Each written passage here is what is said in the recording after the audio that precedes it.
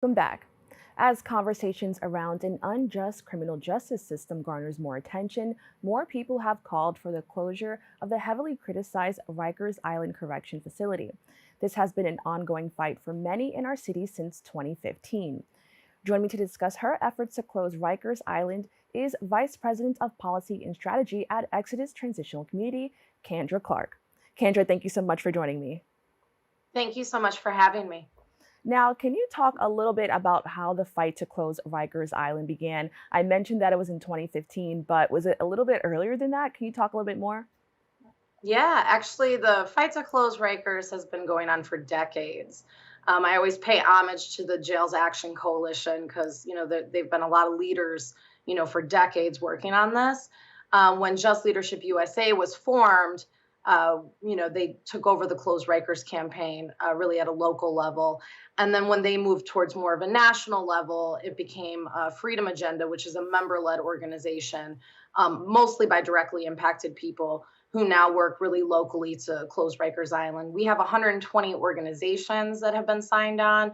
And my organization specifically, we have 310 staff, 90% who are directly impacted. So it's really great to get all of our staff involved at so many different levels. And all of our staff and everyone really on the Close Rikers campaign has been affected in so many different ways. So they can really talk to the nuances of solitary confinement, of extended lengths of stay, of going back and forth to court. So all the different issues that we really talk about, they get to talk about their personal experience with it. Now, I know that Rikers Island remains very, very controversial. Can you explain why the facility is viewed in such a negative light? Yeah, I mean, last year 16 people died on Rikers. This year the number's 15. And just most recently, when you hear in the news about how these folks are dying, there's a lot of suicides, a lot of overdoses. But a lot of times you're seeing that the guards are watching people bleed out for 10 minutes and not doing anything. The most recent death that we just had was actually on the barge, which we call the boat, and a young man climbed over the fence and jumped off the top of the boat into the Hudson River. So when you think about the length and the process that took and how officers kind of just stood by, people are not treated with humanity and respect. And actually, there needs to be a new, staffing structure in general. We need to have staff that can address the root causes of incarceration, and that's not officers. They're not mental health professionals or credible messengers or social workers. And we really need to think through a new staffing structure that would allow people to get the help that they need so they're not committing crime and going back in and out of the system. Now, I know for me, I learned a lot about this through the Khalif Browder story, and his story gained national attention and educated so many people on the harsh realities of what happens at Rikers. For those who don't know, can you talk a little bit about that story and how it shined a light on the situation? Yeah, so in 2010, Khalif was only 16 years old and he got arrested for a robbery that he didn't commit, that they had no evidence on. And he was held on Rikers with a $500 bail that unfortunately his family could not pay, and for 3 years. And for 2 out of those 3 years, he was in solitary confinement. There's extensive evidence that showed that he was abused by correctional officers, that he tried to commit suicide several times, and still, with the court processes being delayed and just the injustice within our quote unquote justice system, when he was finally released, and then in 2015 he committed suicide and ended his life because he could not get over everything that happened to him in there. And this is why we have been calling to end solitary confinement since then, even before then. And earlier this month, well, at the end of September, there was a hearing on ending solitary confinement. So we're very hopeful that it will be ended soon. Now, can you talk about the population of Rikers Island and how that contributes to all of the issues facing the facility?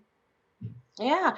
So, when we talk about serious mental illness, and if you look on the comptroller's website, there's, several graphs that kind of discuss the population. And one of them is around the serious mental illness of folks. So 18% of the population has serious mental illness. Now, that's schizophrenia, bipolar, major depression. That's not, that's not including the folks that have general mental health concerns, right? PTSD or anxiety. So when you look at that population, it's over 50% of the population on Rikers has some form of mental health, with 18% having serious mental health. And if you look at the women specifically, it's over 86% of the population of women that are on Rikers have mental health. So again, we really need to focus on the root causes of incarceration and addressing, helping people get the help that they need so that way they can live better lives for themselves, their families, and our whole society. Now, I understand people in the facility are awaiting trials, but that could take a very long time. How long are these people staying at Rikers? Yeah, and you say awaiting trial, they're just awaiting a court date. Oh, These are wow. folks that aren't even going to take it to trial. They're just trying to get to court. Wow. Right now, again, if you look at the comptroller's website, it's from 2021. The graph shows that the average length of stay is around 144 days. There's also recent data that gets pulled daily that the Vera Institute of Justice kind of coordinates with the Department of Corrections. So right now, the current length of stay for someone is 271 days. So again, people are not being produced to court. If they are being produced to court, they're not being seen. And that entire process is, it takes all day. I was incarcerated on Rikers for 4 months, so I've experienced this. You get woken up at 3 a.m. You finally get to the court appearance or the courthouse by, 9 or 10. And then sometimes by 5 o'clock, I'm leaving and I still haven't even got to see a judge. So that happens very regularly. And the court processes are just so slow that's why people end up languishing there for so long. And it's also why a lot of people end up pleading guilty and just taking a charge, even if they're not guilty, but it's just so they can get off the island, so they can get their apartment back, so they can get their kids back, so they can get their job back. I mean, we are really destroying families for very low level offenses. Wow, thank you so much for clarifying that because I had no idea that was kind of what went into it. Now, I know this effort has received support from former Mayor Bill de Blasio, who aimed to have Rikers Island closed by 2027. However, our current mayor has expressed concern that it may be idealistic and that we should have a plan B. What are your thoughts on that? So, I always say at the height of COVID, probably around May 2020, we had the population down to 3,800. So we almost had the population down to what we need for these borough-based plans to work. And we did that through very intensive decarceration efforts. And the city did not, the public safety was not impacted in any way by doing that. So I always say that the plan that we have had in place, which has been led by directly impacted people, that plan will still be able to get that number down right now. I think that we could actually get that number down today through decarceration efforts, through community investments, through therapeutic units that are tied to hospitals. When we think about our most seriously mentally ill or physically disabled folks that are on the island and are elderly, I mean, that could happen immediately. And also like ending city sentences. When we think about a city sentence, it's because someone committed a misdemeanor. Do they really need to spend 4, 6, or 8 months on Rikers?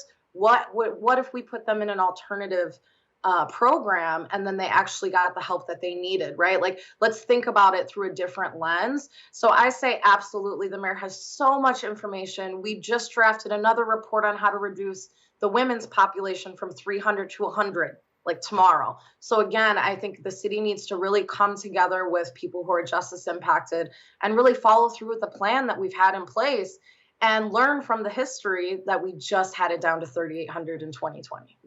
Now, Mayor Adams is also concerned that there just isn't enough space in borough-based jails to hold people who commit crimes. Would you say what you just mentioned, is that another alternative solution to dealing with somebody who may have committed a crime? Absolutely. I mean, the therapeutic units that are tied to hospitals and nonprofits, there's one that's actually getting ready to be built now. And unfortunately, it's getting a lot of community pushback. And, again, we have to really stand bold and fight our communities back and say, hey, this is facts. When you have someone who is elderly, who has serious mental health, who maybe did commit a violent crime, but it's because he was in a psychotic break, they need help. by us putting them on Rikers, we're not helping our communities at all. In fact, we're making them more dangerous because they're more likely to experience more trauma on Rikers and then be more likely to come out and commit trauma to others. So hurt people, healed people heal people. And that is a fact. So if we can start leading with love and really wrapping that support around folks, I think we would see it drastically change. Now, I know a lot of people who may hear this, if they're not involved in this can be a little bit confusing or they just may not understand. There's also a stigma attached to anyone who has been, in the prison system and stuff like that. How can people learn more before they actually make a judgment or make a decision on whether they want to support or not? Yeah. So, I think people need to also realize 1 in 3 children across the United States has an incarcerated parent, at least one, if not two. When you look at New York State alone, 1 in 10 New York City residents has a criminal record. 1 in 7 New York State residents has a criminal record. So we keep putting the stigma to folks that have it, but it's a third of our population, basically, right? When you think about it that way. And I always kind of use myself as an example. I have an extensive criminal history, and yet I've been able to come home and through having a community and people, a network that believed in me, I was able to turn my life around, right? And address the root causes of why I became incarcerated to begin with. So at the very basic level, I'm always trying to talk to people and let them know that I'm justice impacted, whether that's in my apartment building, whether that's on the train, no matter where it's at. We need to have communications and conversation with our family members and get them to see that we are all human beings. And again, that hurt people and healed people heal people. So I think it's also taking it very back, like back to the very basic. We need to have more conversations about it, be more open about it, and let people, identify us as humans. And that's why, another thing that Rikers needs to close, because they're so far away from everything, right? They're Right. on this island that no one can get to. And I think that's why society in general just considers them not human, right? Because they don't have to see it. So the borough-based facilities will really allow the communities to play more of a key role in rehabilitation and ending recidivism. Now, how can people learn more about this? Yeah.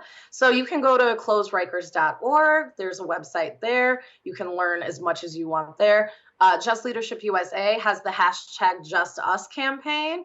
And I'm so excited because, with the Just Us campaign, they're really working at a national level to A, humanize folks that are incarcerated, but B, think about emergency preparedness and planning for evacuations. I Mhm. mean, we think about all the hurricanes that have happened, all the natural disasters. There's never an evacuation plan for people who are incarcerated. They have evacuation plans for animals, but they don't have it for human beings who are mothers, brothers, sisters, daughters inside. So definitely check out the hashtag Just Us campaign, hashtag Close Rikers campaign. And you can also go to Exodus's website, www.etcny.org, and get more information about it through there as well. So All again, right. we work Thank really you at so much. I'm using so collective sorry. leadership We're at the across end of our show. coalitions. Thank you so much. We're at the end of the show, but please, everyone, check those links out. Thank you so much for joining me. Thank you. That's all for our show today. Thanks for tuning in. I'm Kevin Aline, wishing you in your safety and wellness now and always. See you next time.